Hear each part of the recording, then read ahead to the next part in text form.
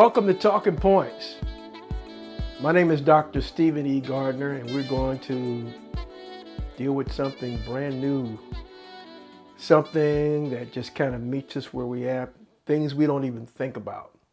I think that we live in high times, that we need to have some things to kind of balance us out, to help us to kind of do some self-reflection, some things that would help us move forward. So this series that we're dealing with today has to do with self-improvement, has to do with self-reflection, things that maybe is getting in our way, that's stopping us from progressing, things that we might be engaged in that in essence is really causing our progress and success in life to backfire. So I'm going to be talking about in this series the self-saboteur. The self-saboteur. And when we discuss the self-saboteur, what we're looking at are, in part one, we're going to look at identifying some self-defeating attitudes and behaviors. We'll probably deal with that in the first couple of segments, part one and part two, and looking at some self-defeating attitudes and behaviors. And then when we get into the third segment, we're going to look at, how to overcome. How do we move forward? How do we, enable and empower ourselves to actually make a difference, number one, in our own life. And if we can't make a difference in our own life, how are we going to make a difference in the lives of other people? And sometimes the thing that's stopping us from making a difference in the lives of others or making an impact in life in general is self-sabotaging behaviors. Self-sabotaging behaviors. So let's get right into this. And so the self-saboteur's profile will look something like this. Talking yourself out of stuff that you know you should do, afraid you'll fail, or afraid you'll succeed. Maybe you have found yourself managing to sabotage relationships and even job opportunities.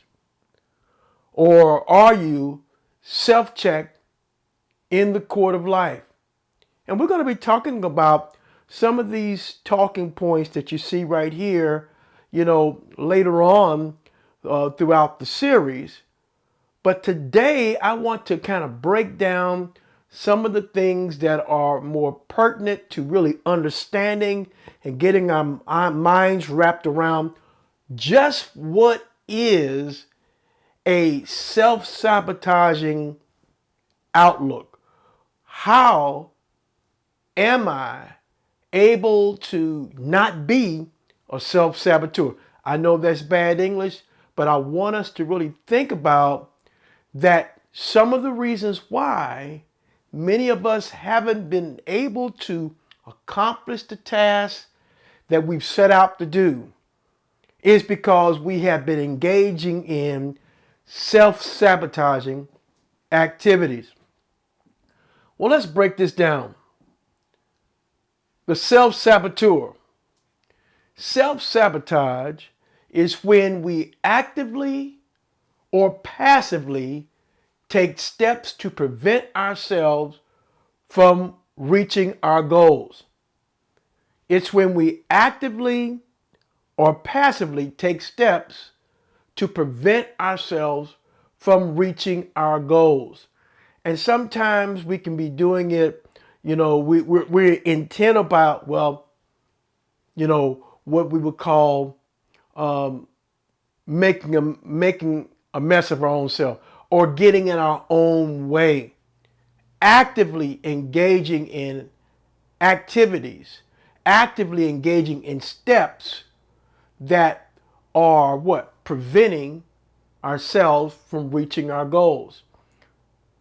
Another way of looking at the self-saboteur is it refers to behaviors or thought patterns that hold you back and prevent you from doing what you want to do. Behaviors or thought patterns that hold you back and prevent you from doing what you want to do.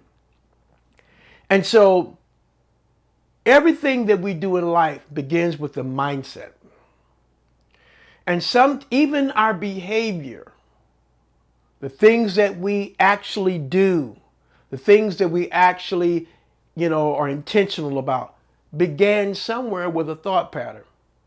And we grow up in life and there are certain behaviors that have been concretized in our life by a thought pattern that may have originated long before that. When we talk about a self-saboteur, we're talking about thought patterns and behaviors that have developed from how you see yourself and how you will do something with your life, whether you are trying to reach a goal or you're just trying to have a successful relationship with someone. Another way of looking at the self-saboteur or self-sabotage is it has to do with conscious and unconscious behavior. And many of us are familiar with Tony Robbins, very successful individual that has to do with motivational lifestyle changes, and he's made millions of dollars trying to help people become better. And apparently he has helped people become better because he has been able to do, he's very successful at it. He identifies self-sabotage that can be either conscious or unconscious. Sometimes we do the things that we do because it's coming from a place called the unconscious realm. Sometimes we do the things that we do because it's coming from a place called the unconscious realm. And so we ask ourselves this question: why does this keep happening to me? Why does it appear like this is always reoccurring in my life? Why does it seem like I am my own worst enemy? Why am I the one that's standing in my own way of me moving forward? Being able to unearth and dismantle the self-saboteur or self-sabotaging behavior will mean that we have to look at certain things that we have normalized in our life that we never have given thought to.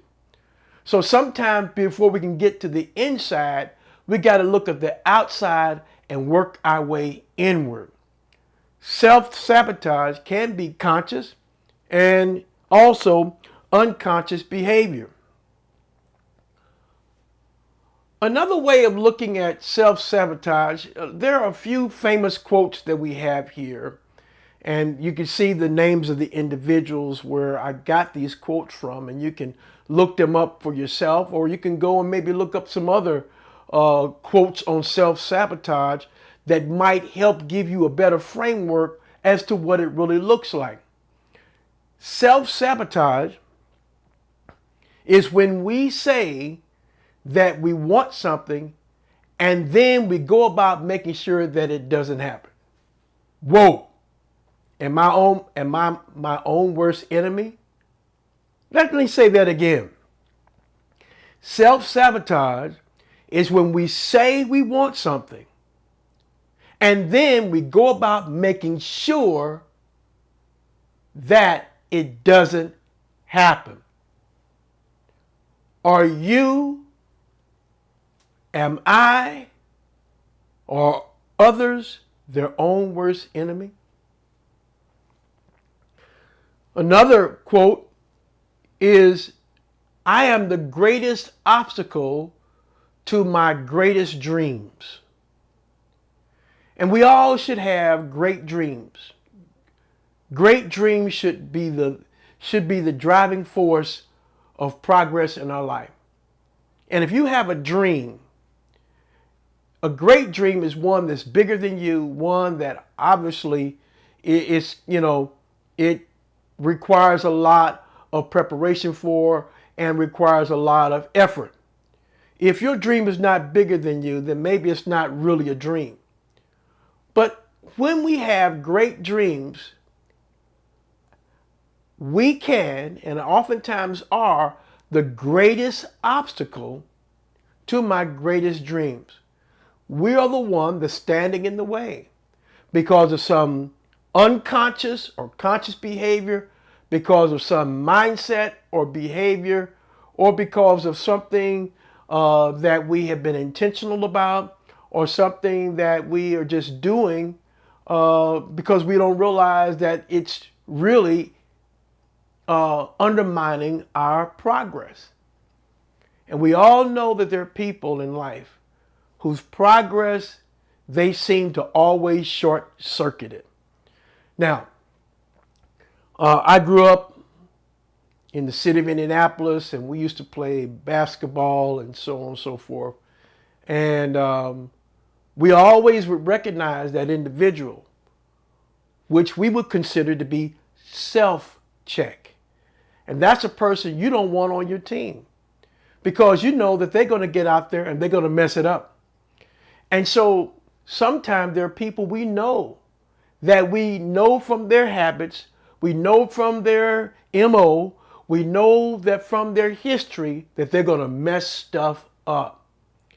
They have been engaging in self-sabotaging behavior all along, and because we know that they're going to mess it up. It could be a relationship, it could be a job, or whatever the case it might be, but they're going to mess it up because they've got a history of messing stuff up, and maybe they do not even realize that if they make certain adjustments, that they could change the outcome. Rather than messing stuff up, they could turn things around in their own life, and they can find themselves in a place of retaining a job, or they can find themselves in being able to sustain a relationship or whatever goal that they want to achieve in their own life. We oftentimes are the greatest obstacle to our greatest dreams. We don't want to be self-checked. We don't want to be that individual in life that people can predict. Okay, they say they're going to do this, and we begin to look at our clock and we begin to look at our watch and say, okay, I'll give them 6 months. And I guarantee you they're going to be going on to something else. Don't you know people like that? Maybe we've been like that. That maybe people have looked at your past and looked at your behavior and looked at what they've seen as an outcome of your own life and can predict, let me give it 6 months. That 6 months from now, they've been moved on to something else. And a lot of times we see this happening where people may move from one particular business opportunity, and I'm particularly talking about,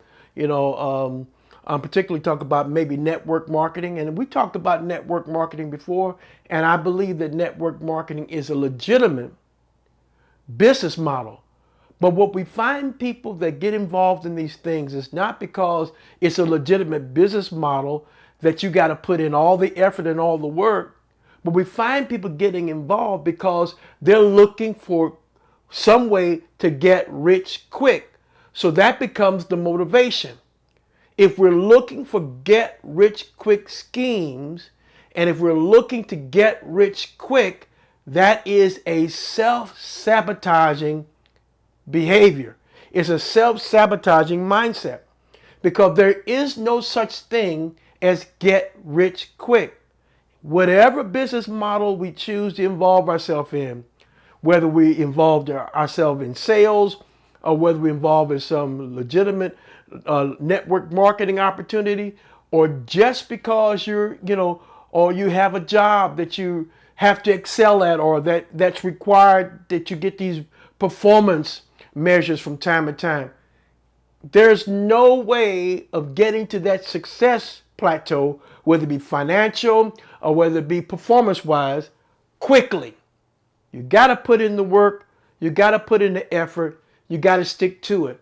And so what happens a lot of times, we find people that just go from one particular thing after another, and you can look at your clock and you can gauge and say, 6 months from now, they're going to be going on to something else. Because why? They always have these grandiose ideas. They talk up a good game and it sounds good, and yet their delivery happens to be something that falls way short. And before we start to ask them about the thing that they have proposed to do, well, I've moved on to something else. And so why do people keep switching gears?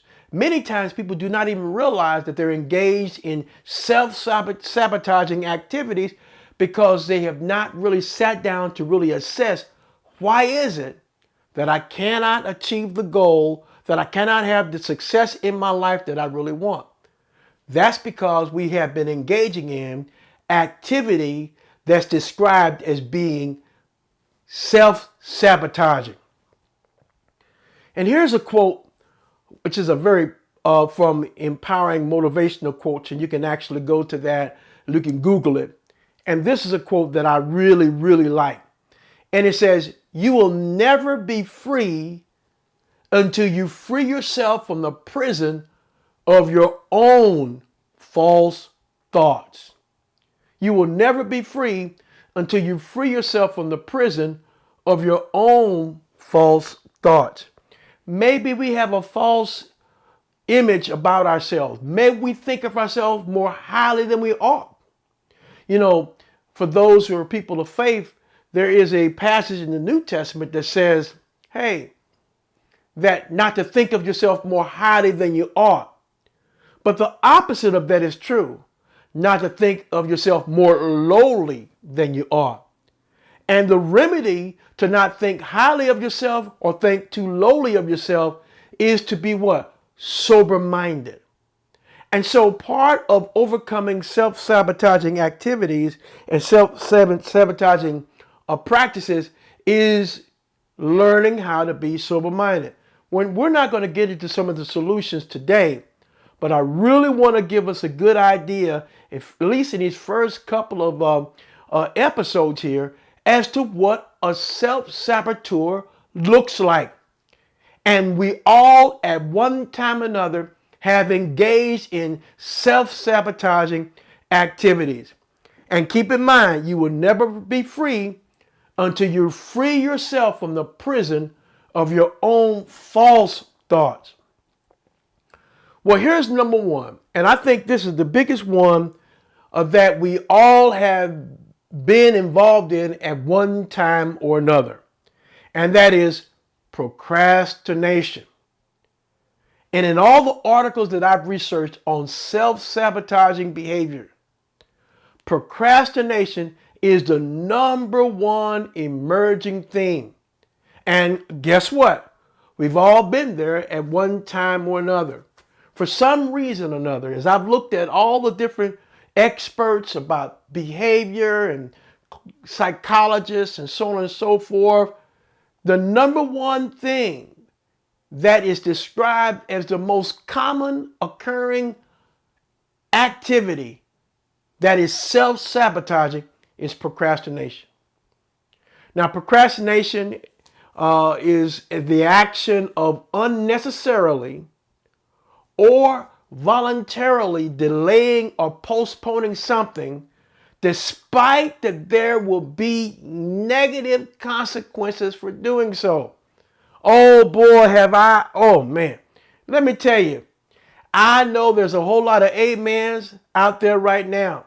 Because I'm going to tell you, when I was going to school, bottom line was there's a lot of times that I know I had this assignment. I know that this term paper was due. I knew that I had to get this lit review done. I knew that this, whatever the case it might be. And there was a timetable and I had to make sure everything was done, that I did all the editing and so on and so forth. And what I want, I put it off. Oh, I can do it on the weekend, or I put it off. And there I am on Sunday, and all this stuff got to be in by 11:59 Sunday night, and I'm rushing. I'm trying to get everything done. and I'm cramming. And what happened? I wind up overlooking stuff. I wind up leaving stuff out, and it gets sent back to me, and I got to do it all over again. Procrastination is the action of unnecessarily or voluntarily delaying or postponing something despite knowing that there will be negative consequences for doing so. And some of you out there that are teachers and whatnot, or especially in higher ed, you get those excuses, at 11:59 or somewhere, can I get extended time and so on and so forth, whatever the case might be. And you get all these excuses that sound the same. Or someone was sick in my family, or whatever the case it might be. And you know that many of them have been engaged in what? Self-sabotaging activities. And that's why they couldn't get done with what they were doing. Because why? The common emergent theme sounds the same. Sounds like they didn't commit themselves to getting this stuff done on time. That can be corrected, but we're not going to talk about those things today. This word procrastination, the word has its origin from the Latin procrastinatus, which itself evolved from the prefix pro, meaning forward, and crassinus, meaning of tomorrow. So it means you're going to put things off tomorrow. Well, I'll do it tomorrow. Well, I got better time tomorrow. Guess what? Tomorrow never arrives. And look, procrastination probably has been one of my weak suits in my life. And I'm sure that some of you have probably have said that. But if we don't know and don't admit to the things that we know that are error or things that we're falling short on in our life, that is also a self-sabotaging mindset, which we'll talk about in just a few minutes. Sometimes procrastination can be masked in statements and attitudes that justify inaction, such as, I work better under pressure. Now, how many times we lie to ourselves about that? I work better under pressure. Or I purposely wait to the last minute because I can produce at a higher level. And although these statements like this sound good, they do. They sound pretty good, and they may come from well-meaning people who have found that this approach may have worked well for them. But it won't work well all the time. I can tell you that right now. It might work here and there, but the truth is, there is no reactionary time to correct mistakes and make necessary adjustments. Remember I told you? There have been times that I used to put off doing my school assignments, and I'd wait to the last minute to try to get this particular lit review or try to get chapter 3 of my dissertation done, and I'm cramming. And I didn't do all the editing. I didn't make sure everything was cited properly. I didn't make sure that I use correct APA formatting. I didn't use any of that stuff. I just rushed it in so it can get in by what? 11:59. And next thing I know, that same paper is coming back. And guess what? I got to do it all over again, which I could have eliminated had I not procrastinated. So, when we procrastinate, we don't allow ourselves reactionary time to correct mistakes or make necessary adjustments. We are going to miss stuff, and that's a fact. When we operate under this attitude, it is a type of self-deception. It gives a false notion of making progress when in essence we are engaging in self-sabotaging mindset, or we are operating from a self-sabotaging mindset. Amen, oh me, or ouch. Well, here's another one. We just got finished talking about procrastination, which is It appears to be number one on the self-saboteur list. But here's a second one: overworking. And here's a quote from Frederick Bussler, who's part of the Big Grit Incorporated. And he made this statement, and he said, self-sabotage is inherently human because it stems from biases like cognitive dissonance, which we all have. Leaders in particular often fall into the self-sabotaging habit of overworking. We think that we need to constantly work because we're entrepreneurs, forgetting that rest and recovery are equally important. One of the things that happens with people that overwork, that they wind up going into burnout. And people go into burnout because they have been engaged in the self-sabotaging activity of overworking, or rather not giving yourself the proper time to rest and recover. There are other terms that are associated with overworking. One is called the workaholic, which describes people who work compulsively at the cost of their sleep and social functions like engaging with friends and family. Or the hustle culture, whose excessive devotion toward one's work leads to an unhealthy work-life balance. And there's more about overworking and hustle culture and workaholism and all that on Wikipedia. You can look it up from yourself. This is something we need to think about. Have I been engaged in overworking?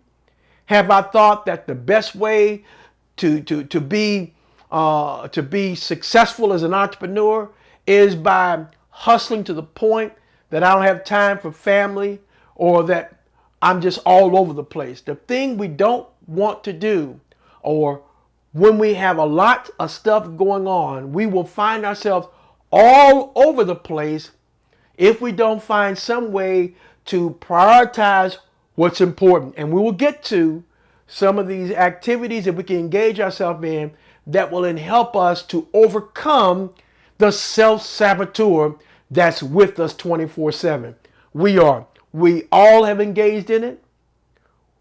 It's with us, and we can do something about it to where we're not hampered or hindered by something that, as Frederick Bussler says, that is inherently human. Here's another one: not admitting when you are wrong.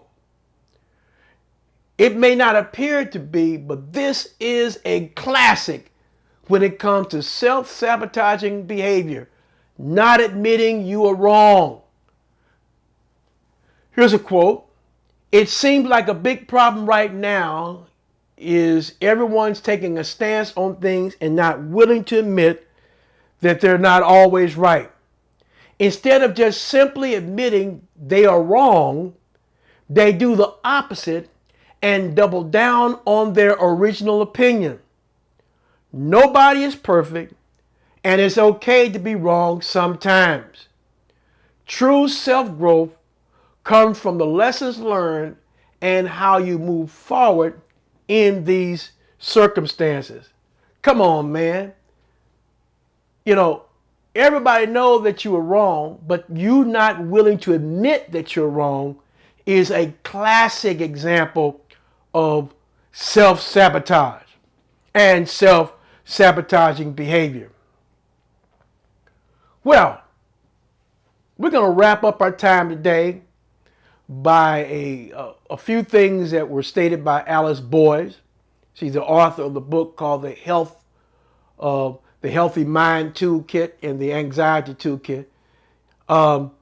And one of the things that's notable about the self-saboteur is how you approach change in your own life, or how you approach things that happen to change and that you got to adjust to.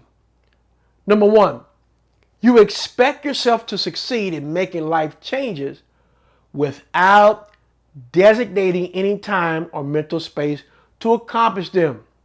Number two, you see your capacity to change as being dependent on other people's behavior. In other words, you'd exercise more or make better spending choices if your spouse was more supportive and on board. Or in other words, it's somebody else's fault. I needed help and y'all saw that I needed help, so that's the reason why this didn't happen. Or here's one, you're a perfectionist who is dismissive of incremental improvements. You're only satisfied when 100% of the problem is fixed. You know, not everybody, there are a lot of people who are perfectionists that are not willing to wait for all that's engaged in the process of progress. Sometimes it takes incremental improvements. But if I'm a perfectionist, no, I got to make sure it's all done right now, or that I'm the only one that can get it done and can get it done right.